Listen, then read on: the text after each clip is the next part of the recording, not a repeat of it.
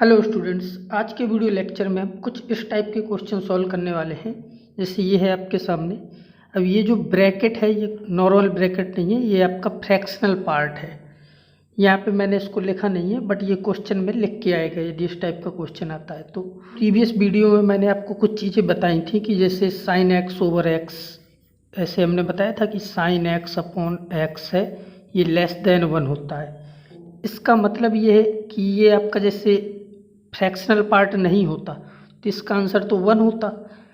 But हमें ये पता है कि यदि x 0 को जा रहा है तो जो फ्रैक्शनल पार्ट का ग्राफ होगा उस, अब जैसे साइन एक्स अपॉन एक्स 1 से छोटा है, ये हमें पता है।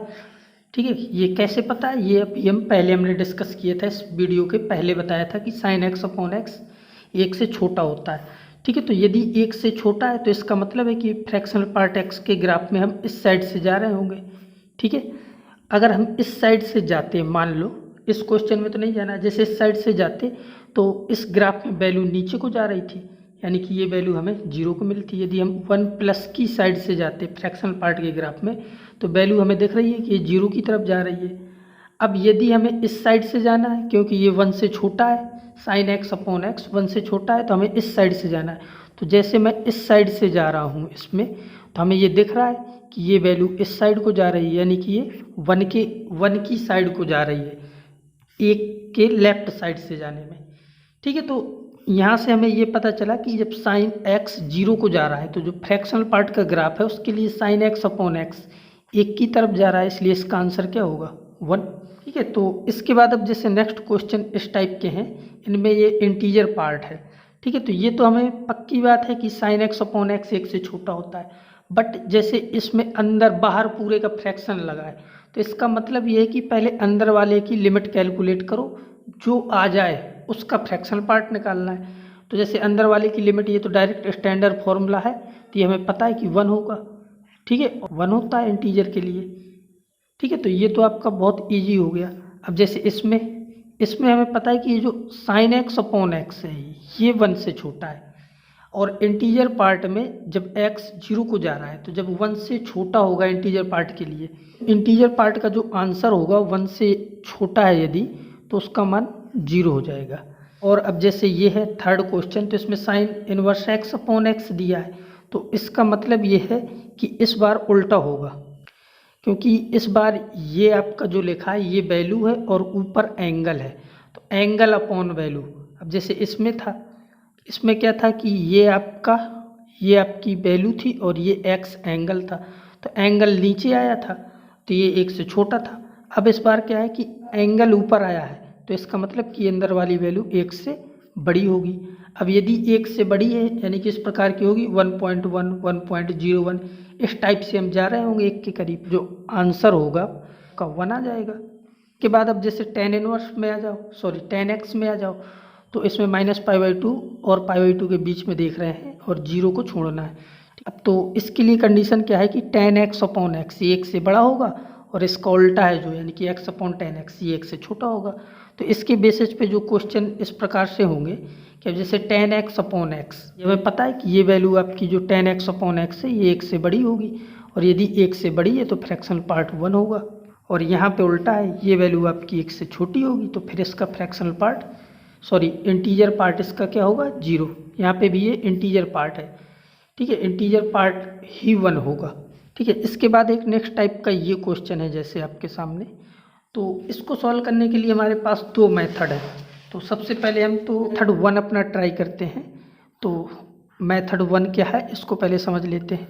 ठीक है, तो मेथड 1, ठीक है, तो मेथड 1 में तो जैसे हमें ये ऊपर दिख रहा है कि इसको हम ऐसे लिख सकते हैं, limit n tends to infinity, summation के फॉर्म में लिखा जा सकता है, summation r equal to 1 to n, और इंटीजर पार्ट के अंदर हमने लिख दिया r² इंटू एक्स। ठीक है, और डिनोमिनेटर में आपका क्या है n³। इस रूप में हम इसको लिख सकते हैं। जब आप r की वैल्यू 1, 2, 3 ऐसे n तक पुट करोगे तो वे यही क्वेश्चन मिल जाएगा जो गिवन है। ठीक है, तो अब जैसे ये क्वेश्चन आ गया। ठीक है, और एक चीज़ है इसमें कि जैसे इंटीजर पार्ट है, जैसे x है, x को हम ऐसे लिख सकते हैं integer part plus fractional part, इस फॉर्म में हम ब्रेक कर सकते हैं। तो इसका मतलब कि जो इंटीजर पार्ट है वो आपका इस प्रकार से आ जाएगा x minus fractional part of x, इस फॉर्म में आ जाएगा। तो इस क्वेश्चन में हमने इंटीजर पार्ट को ऐसे लिख दिया x माइनस फ्रैक्शनल पार्ट की फॉर्म में। तो आपका ये क्वेश्चन इस प्रकार से आ जाएगा, limit n tends to infinity. ठीक है, पहले तो हमें ऐसे ही लिखने हैं सारे फंक्शन, यानी कि sigma r square into x, फिर माइनस, फिर हमें लिखना है सिग्मा और इंटीजर पार्ट के अंदर लिखना है आर स्क्वायर इंटू एक्स, और डिनोमिनेटर में आपका क्या है एन क्यूब। ठीक है, इसके बाद अब लिमिट हम अलग अलग लगा सकते हैं दोनों में, यानी कि हम इसको ऐसे लिख सकते हैं, limit n tends to infinity, और एक्स तो आपका अलग हो जाएगा। सिग्मा आर स्क्वायर क्या होता है आपका n into n plus one into 2n+1, और डिनोमिनेटर में एन क्यूब। ठीक है, माइनस, और यहाँ पे आ जाएगा limit n tends to infinity और fractional part r square into x upon n cube, इसको एज इट इज लिखा रहने दिया। अब यहाँ से एक चीज़ आपको दिख रही होगी कि यदि एन इन्फिनिटी को जा रहा है तो जो आपका हाईएस्ट डिग्री वाला टर्म होगा वो ही डोमिनेटिंग टर्म होगा। तो यहाँ से आ जाएगा limit n tends to infinity, और ऊपर से x तो अलग है, और यहाँ से हमें दिख रहा है कि जब हम इसका इसमें और इसमें मल्टीप्लाई कराएंगे तो ही एन क्यूब वाला टर्म मिलेगा, यानी कि हमें मिलेगा। और इस फॉर्मूले में एक चीज़ और होती है कि डिनोमिनेटर में 6 आता है, n into n plus one 2n+1 upon 6, ये होता है पूरा फॉर्मूला। तो यहाँ से हमने कॉमन ले लिया 2n क्यूब। ठीक है, ये अलग कर लिया, बाकी जो टर्म बचे उनको हमने निगलेक्ट कर दिया, यानी कि छोड़ दिया, और यहाँ पे डिनोमिनेटर में क्या है 6n क्यूब, फिर माइनस। अब यहाँ पे आ जाते हैं, जैसे हमें ये पता है कि ये जो आपका फ्रैक्शनल पार्ट है ये कभी 1 से बड़ा नहीं हो सकता।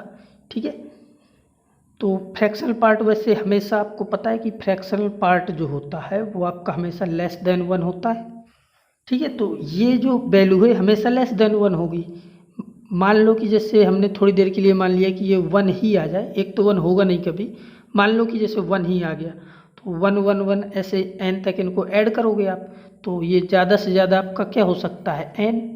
ठीक है, इससे ज़्यादा तो हो नहीं सकता, और n अपॉन एन क्यूब है जैसे, तो नीचे पावर ज़्यादा है, यानी कि n स्क्वायर फिर भी बच जाएगा डिनोमिनेटर में, और यदि n इन्फिनिटी को जा रहा है तो 1 अपॉन एन स्क्वायर 0 को जाएगा। तो इसका मतलब कि ये जो आपकी वैल्यू होगी ये तो 0 हो जाएगी। ठीक है, उसका रीज़न क्या है कि जो आपका न्यूमरेटर है as numerator less than n। ठीक है, क्योंकि ये n से छोटा ही है, इसलिए ये पार्ट आपका 0 हो जाएगा। तो इसका मतलब कि यहाँ से हम इसको 0 लिख सकते हैं। तो अब ये आपको यहाँ पे दिख गया होगा कि फाइनली ये इससे कैंसिल हो जाएगा, और 2 से ये 6 कैंसिल कर देंगे तो 3 आ जाएगा। तो फाइनली इस लिमिट का आंसर यहाँ से मिल जाएगा x अपॉन 3। अब इसी क्वेश्चन को हम सैंडविच थ्योरम से सॉल्व करने वाले हैं। ठीक है, तो सैंडविच थ्योरम से हम इसको कैसे सॉल्व करेंगे ये समझना है। तो क्वेश्चन आपका ये है, तो इसमें जैसे मुझे सैंडविच थ्योरम लगानी है, तो ऊपर मुझे देखा कि ये आपका इंटीजर पार्ट है।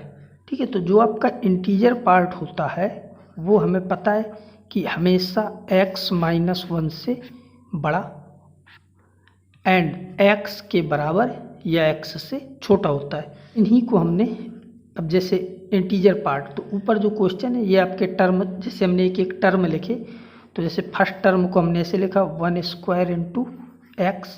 ठीक है, तो यहाँ पे आ जाएगा less or equal to 1 square into x, और यहाँ पे क्या आ जाएगा 1 स्क्वायर इंटू एक्स और एक -1 एंड लेस देन।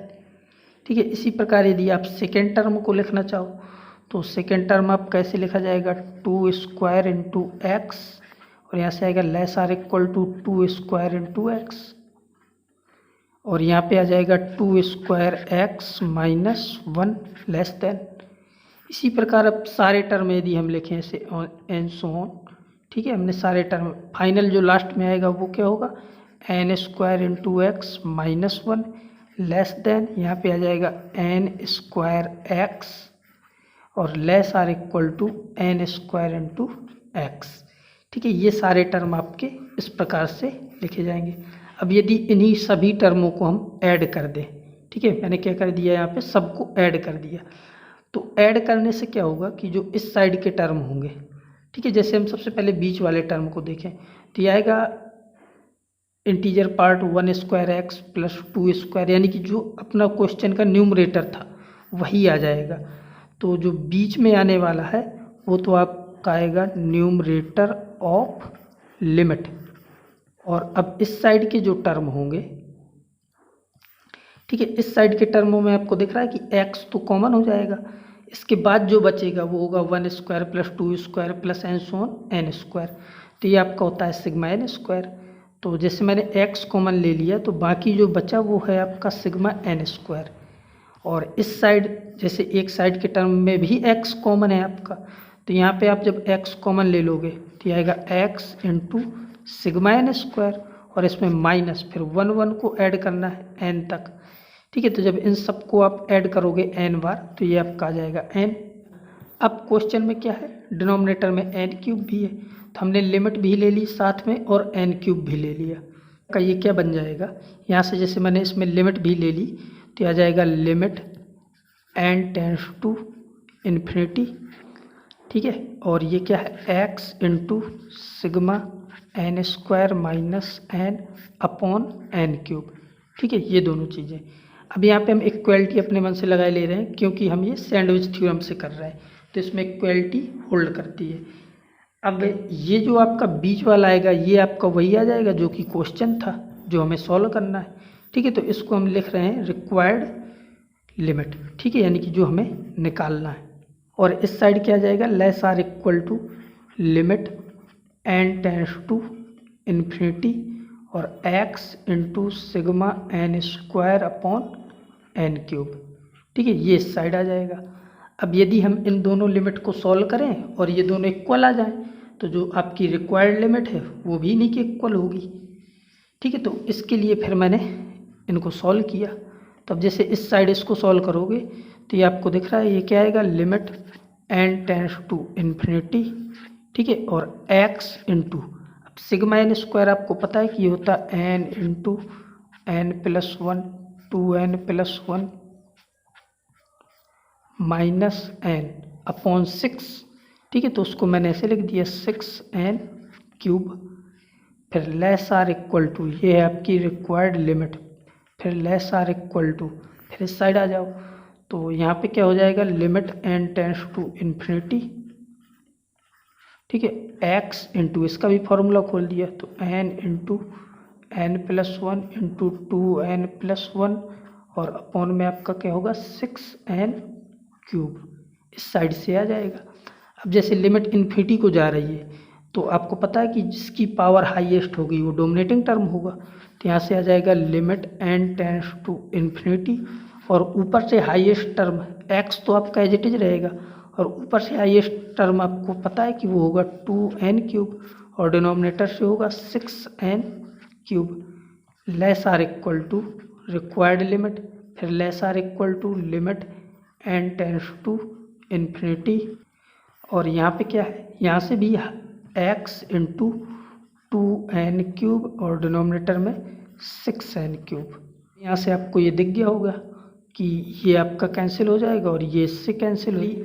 यहाँ से मिलेगा हमें x/3 less or equal to required limit less or equal to और यहाँ पे क्या होगा कि ये n³ से ये n³ और ये 2 से ये 6 तो 3 आ जाएगा। तो यहाँ से भी हमें क्या मिल गया x/3।